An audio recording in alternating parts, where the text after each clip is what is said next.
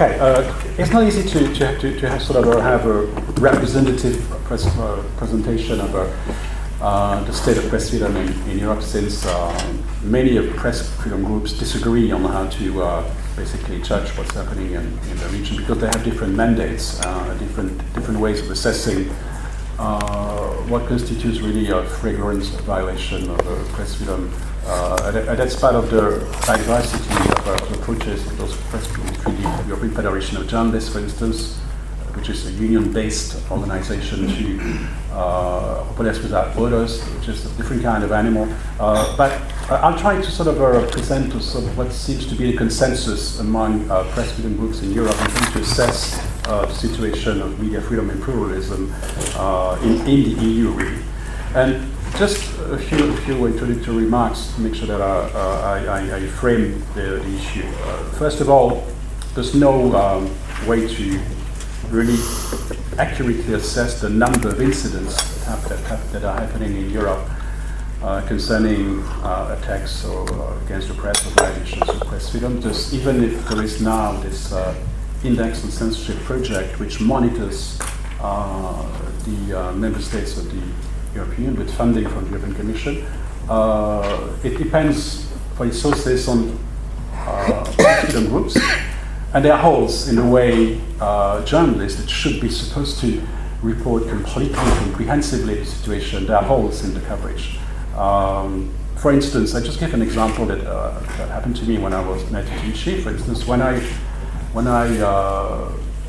drove to the printing plant a couple of years ago, I was stopped by a band of the thugs of the Front National, of the National Front, that disagreed with the magazine I was editing at the time. It was public, and it was recorded as a public attack against the media.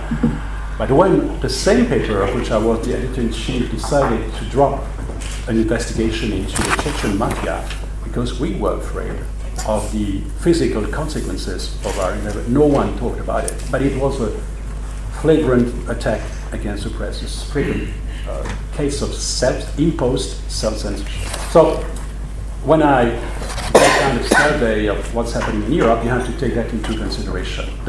It's a partial survey. There are hundreds of incidents happening in Europe that are not recorded, that no one knows about it, except the people that have been involved in it directly.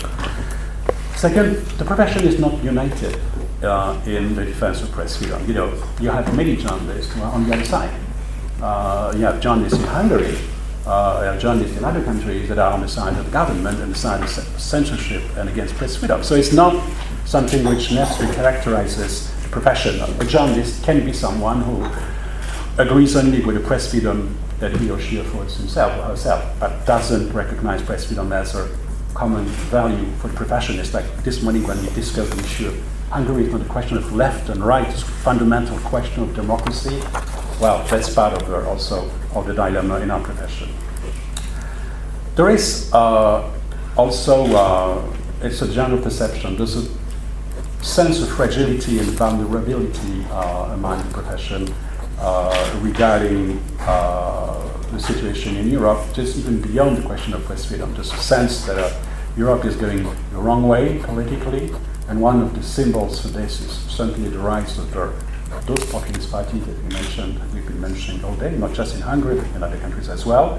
And it's something which impacts on the atmosphere in which press freedom can or not develop, but also in the way journalists relate to a number of issues. I know a number of journalists, for instance, who have decided, or editors which have decided to be soft on some radical or far-right groups because they are part of the audience. They have to cater to a particular audience that votes suddenly massively for the political party, for instance, the National Front in France, and some newsrooms have decided to be a bit softer because their public might be voters of the National Front. I advise you to read on that. I mean, just not a self-advertisement for myself, but I wrote for the CPJ yearbook of this year. I mean, I wrote an essay on the far right in the media where I mentioned those examples. Someone wants to dig more into it. I mean, it's there. It's on the website of CPJ. There's also the other issue, which is the business model of journalism is still under threat. I mean, I'm myself an optimist in terms of the future of the media and future of journalism especially, but it's not the reality in most of the newsrooms. The downsizing of many newsrooms, the sense of precarity that many journalists suffer has instilled a feeling of dependence, a feeling of vulnerability that doesn't work in favor of audacity and defending strongly the values that are usually associated with free journalism and press freedom. It's something which is prevalent in many newsrooms.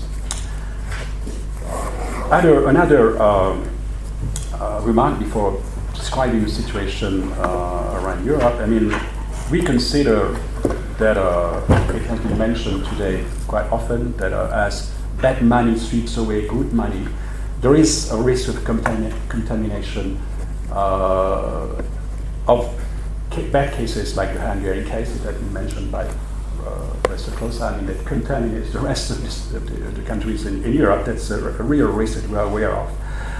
And also it's an alibi for many countries around the world. When I go to countries outside of Europe, and I go often to a number of countries that are in transition, and when I sort of raise the issue with government officials over some laws that are still on the books in those countries, they should cancel it. I mean, they say, but look at Europe. I mean, you have the same laws. Look at if I criticize the surveillance system in some countries, so they look at Britain, France, or UK, Germany. I mean, the surveillance system are the same. I mean, you're not a sort of good example of that. So we have to see that also, that if we are looking at press freedom in Europe, press freedom is part of the soft power of the European Union in the external relations. I mean, it's something which we should be aware of. We shouldn't be providing arguments and alibi for the authoritarian regime that we pretend to criticize. So I'm trying to sort of mention a number of concerns that press freedom groups have in Europe. The other day I was reading an essay by Mikos Arashti from Hungary. Used to be the OSCE representative on freedom of the media, and he was sort of sketching in Europe in three parts. And there are three Europes in terms of press freedom, and he was just trying to find borders and to sort of put on one side the countries that are still the top ranks of most of the international press freedom groups' rankings. I mean, there are among the 21st countries in the rankings of Reporters Without Borders. Of course, you might disagree with this kind of ranking. Personally, I have my doubts too, but anyway, it's interesting.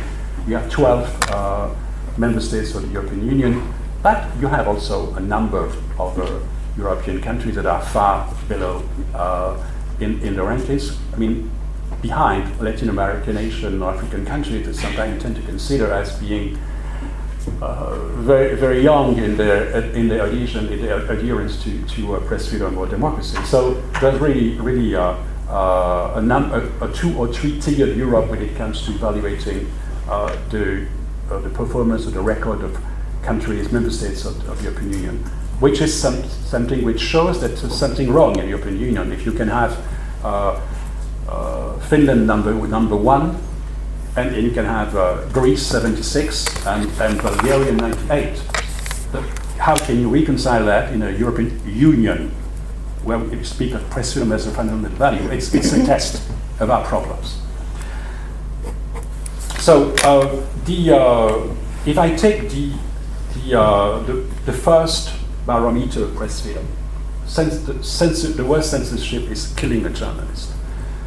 In that case, I mean, Europe could be considered as a safe haven for journalists. In the last, if I take as a reference the CPJ statistic that studied in 1992 up to today, 2015, 24 journalists were murdered in Europe, in the European Union.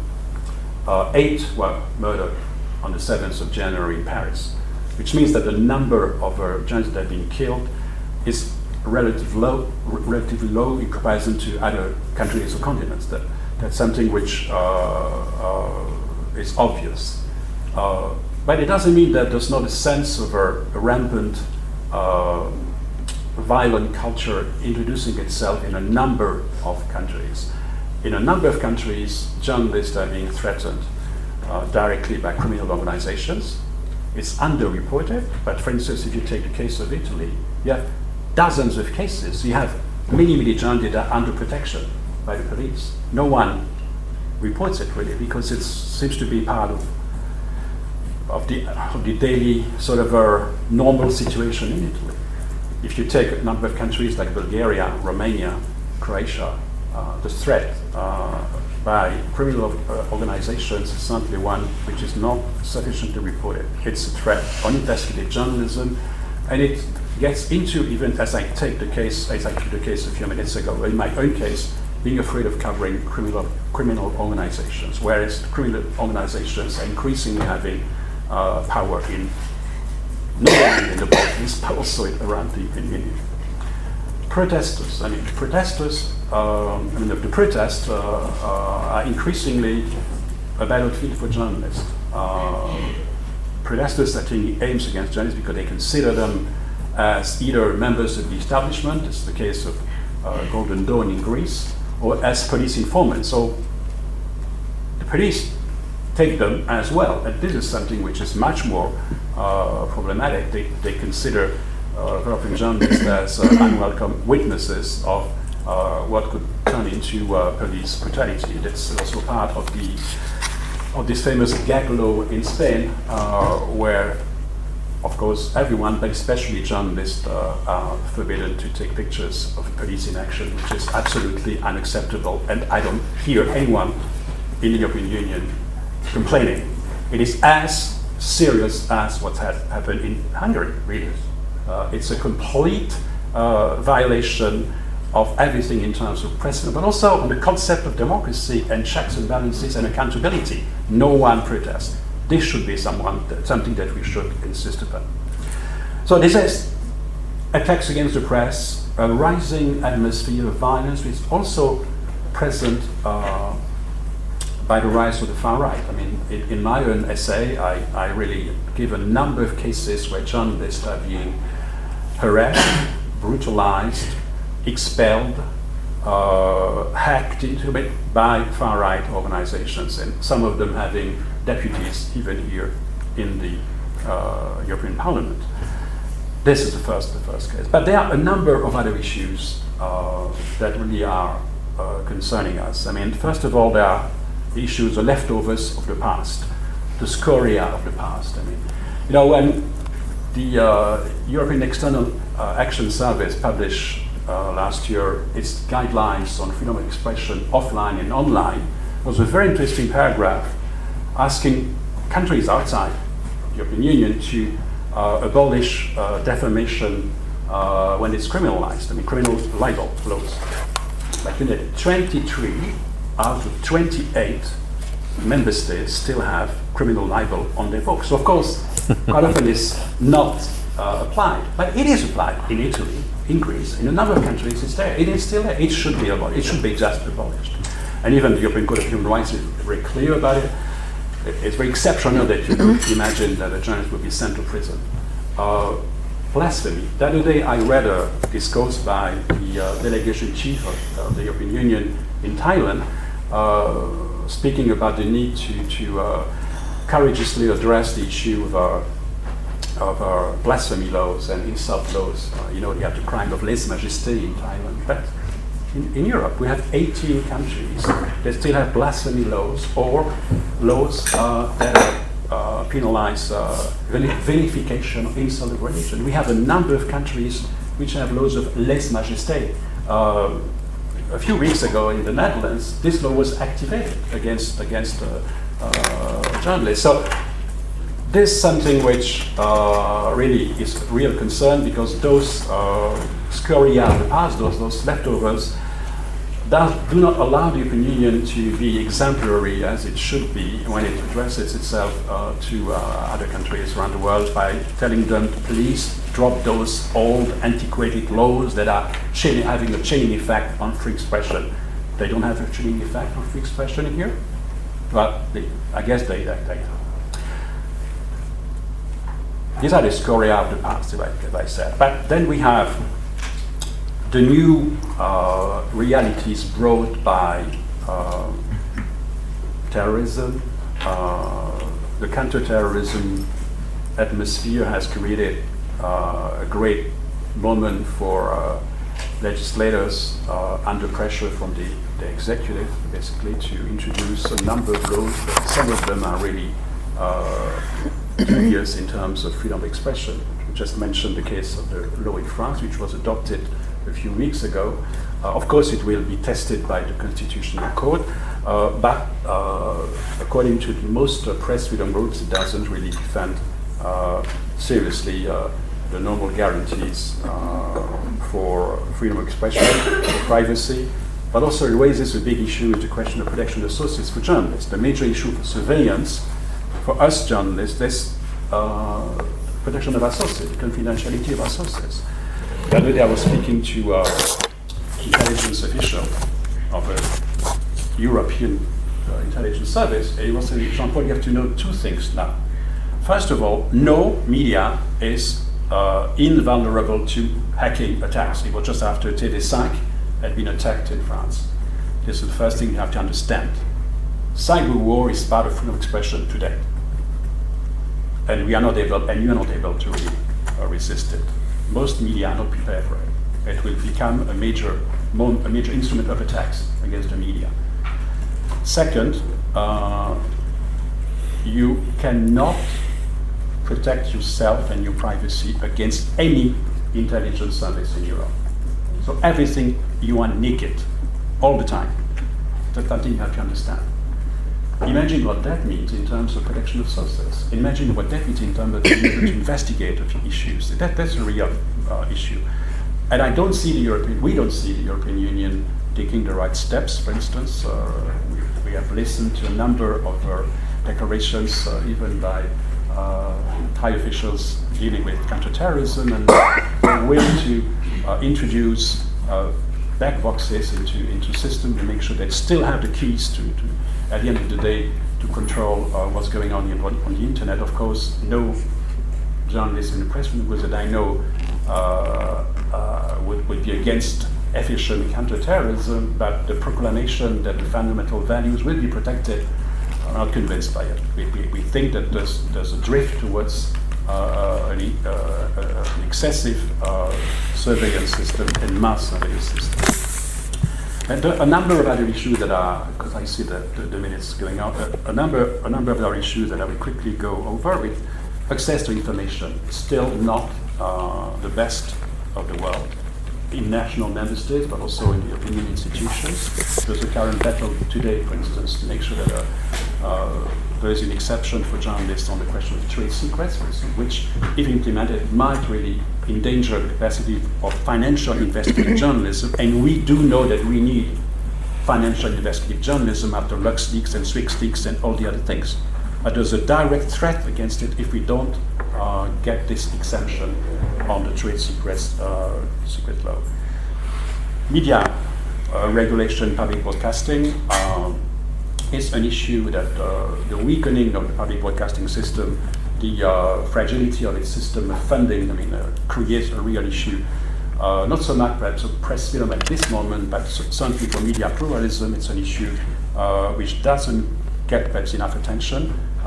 It's an issue which perhaps also in journalistic field doesn't get enough support because it's one part of the profession which seems to be affected, but it's a major element of the journalistic pluralism in our societies. And the case of Hungary shows that when a state can decide to control the media and control TV, which still is the most influential media in all European Union countries, despite social media and internet, it's something which has to be analyzed very seriously, and the question of the political influence on those public broadcasting media is certainly not reserved to Hungary. It happened in Italy. I don't think it's solved in Italy either. It happens in Spain. Spain doesn't have really, it's not an example of independence of the media, of the state broadcasting media from political parties and the government. In many other countries, I mean, you still really have a number of countries where there's not the independence is not guaranteed. Linked to that is the question that has been quickly referred to today on the state advertising. How is state advertising or regional advertising being allocated according to standards and criteria that would respect plurality of the media and would be impartial to something which in many countries is an issue. Another issue is concerning the ownership of the media. There's an increased concentration of the media in many European countries. Press freedom groups are divided on how to analyze it, because some would say, we don't touch that because freedom of the media belongs to the one who belongs who owns one. Famous saying that the owners are the ones that own press freedom. There's a debate on this, but anyway, we have seen that many industrial financial companies have been moving into the business of the media, of journalism. It has, of course, consequences on conflicts of interest and potential self-censorship on the part of journalists. We have seen, but it's a case that I take from Turkey, for instance, but it's not the EU, but from Turkey, where you can see that a huge part of the public, of the private media have become proxy censors for the state, because they depend on the state for they earn the other activities. It is something which we should be careful about. It's a number of concerns that we have. It's a number of concerns for national, for member states in the European Union, which I have to make one remark concerning the EU angle. I mean, we have been, in most press freedom groups, absolutely disappointed by the way the European Union has addressed the Hungarian case. We consider that not all tools have been used, that very few governments have been courageous enough to confront the issue at the level that it deserved. And we are a bit concerned, and I don't want to disagree with Professor Saab on this, but we are a bit concerned by this tendency of the European Union, apparently, to sort of subcontract press freedom to the Council of Europe and to the European Court of Human Rights, but especially to the Council of Europe, not because we don't like the Council of Europe, but because we consider that it's a dereliction of duty to some extent to a specific institution responding to specific rules, suddenly decides to shift on fundamental values to another organization which respond to different criteria, and where authoritarian states are having an effect today in undermining the standards of the Council of Europe. And so there's something that we are uncomfortable with. We don't have a clear policy on it, but we would like to have a real discussion about how the division of function between the European Union on one side and the Council of Europe on the other side has to be defined for us according to fundamental values and not any other criteria. And final suggestions, and we have been discussing a lot of the media today, saying that once you have a populist government, a populist party government, what they do is try to intimidate the media, manipulate the media. But to some extent, it's interesting to see that in many countries where populism has been in power, I mean, and I would even take, we mentioned the case of Venezuela, for instance. In Venezuela, the culture of populism, to some extent, was created by the commercially driven media that basically did exactly what this morning was presented as the characteristic of the populist mind versus the liberal mind. What did the commercially driven media do in Venezuela? And it could be an example for other countries. They used emotion, not reason. They used adversary relation, not moderation, confrontation, polarization. All those characteristics of those media that afterwards would say we are against the populist governments, but they have been preparing public opinion to the simplicity, the polarized vision, the aggressive attitude on which populism basically today bases its electoral success. Thank you.